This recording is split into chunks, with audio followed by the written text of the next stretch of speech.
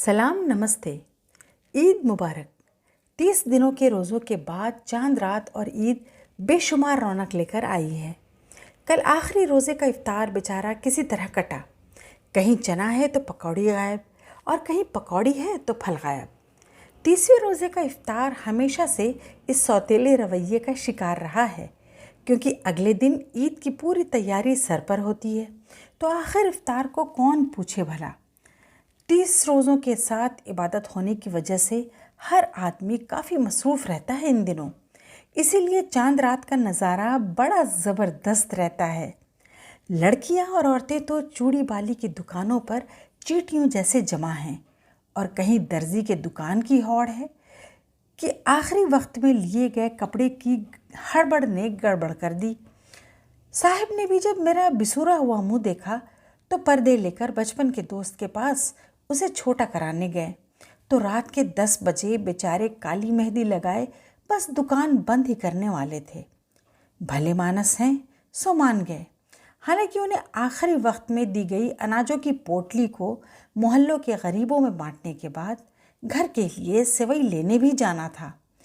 उधर कपड़ों के इस्त्री की फिक्र में शौकत धोबी को फ़ोन पर फ़ोन जा रहे थे, और बेचारा बस एक ही जवाब दे रहा है, अरे का करें बाबू, मौसम का कौनो ठिकाना ही नहीं।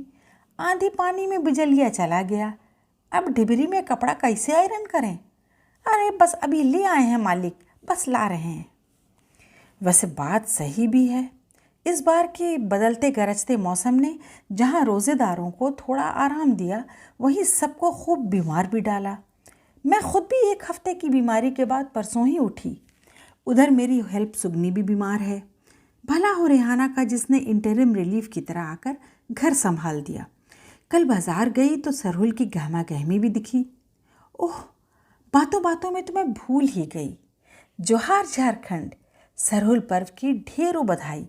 धन्य है आदिवासी समाज जो आज धरती की पूजा करेंगे और प्रार्थना करेंगे कि धरती पर रहने वाले सभी प्राणी और पेड़ पौधे स्वस्थ रहें।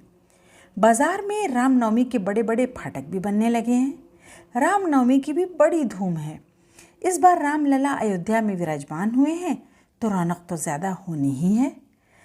कितना पावन इत्तेफाक है, एक वक्त में इतने सारे अलग अलग त्यौहार। कल सेवई बनाते वक्त भी ये ख्याल मन में कौंधा था, और सोचकर हैरत हुई थी कि अलग अलग त्योहारों जैसे हमारे यहाँ न जाने कितनी ही डिफरेंट चीज़ें हैं खाने की। किसी को खिचड़ी पसंद है तो किसी को बिरयानी, किसी को पिज़्ज़ा पसंद है तो किसी को चाउमीन।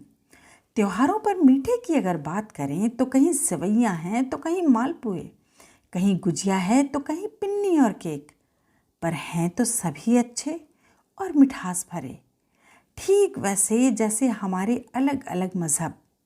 और जब सब मिठास से भरे हैं तो कड़वाहट की तो गुंजाइश ही नहीं। सच बताऊं तो ईद पर जितने भी पकवान बनाती हूँ, उन्हें भुवनेश्वर में रहने के वक्त मेरे जहन में लता, शीला, नीलम, सबिता यही सब रहती थी, और आज यहाँ रांची में नीना, उषा, रीमा और अनीता रहती हैं। List is endless.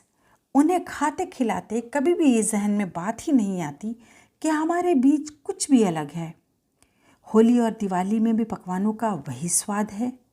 पकवान कोई भी हो, मामला तो बस स्वाद का ही होता है, न कि मज़हब का। तो फ़र्क कहाँ है भाई? हम सारे आदम के वंशज, पकवान सरीखे ही तो हैं। बनाने का तरीक़ा भले ही अलग हो, पर स्वाद तो सब में है। फिर अच्छे बुरे का फ़र्क दिखा अलगाव कराने वालों को अब तक नहीं पहचाना, तो प्लीज़ पहचानने की कोशिश कीजिएगा ज़रूर।